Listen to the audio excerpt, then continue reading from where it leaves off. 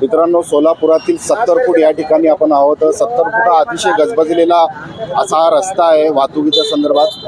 आणि आत्ता अर्ध्या तासा अगोदर इथं एक अपघाताची घटना घडलेली आहे. तुम्ही बघू शकता की या ठिकाणी एका व्यक्तीचा जीव गेलेला आहे आणि वाळू वाहतूक करणारी एक डंपर याच्या मागच्या चाकामध्ये या व्यक्तीचा तोल जाऊन हा जीव गेलेला आहे.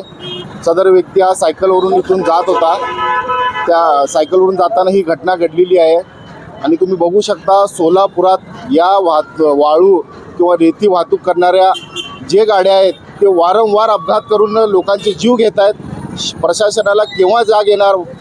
पोलीस आयुक्त यांच्यावरती कधी कारवाई करणार? रस्ते संकुचित आहेत व रस्त्यावरती वाहतुकीची वर्दळ जास्त आहेत, तरीसुद्धा हे लोक आपल्या वेगाने गाडी चालवतात, वाहतूक करतात, वाळू नेतात, आणतात. हे लोकांना कोणाचा अभय आहे की लोक बिनधास्तपणे चालवतात? 7 रस्त्याची घटना असू दे, नागनाथ नगरची असू दे, अक्कलकोट रोडची असू दे, वारंवार अपघातात जीव जात आहेत. ते फक्त आणि फक्त या वाहतूक करणाऱ्या वाळू डंपरच्याच खाली. कॅमेरा पर्सन समीर शेखसह मी आदिल पटेल, हल्ला बोलणं, सोलापूर. 70 फूटला जो अपघात झालेला आहे तो अपघात इथून एक 50 मीटरच्या अंतरावरती झालेला आहे. त्यानंतर जी अपघात करणारी गाडी होती वाहतुकीची, ती गाडी ज्या चाकाखाली जी सायकल आली होती त्या गाडीच्या, ती गाडी तिथून इथपर्यंत खंडून आलेली आहे. आपल्यासोबत काही इथले प्रत्यक्षदर्शी आहेत जे इथं बोलायला आहेत. नाम बोलो.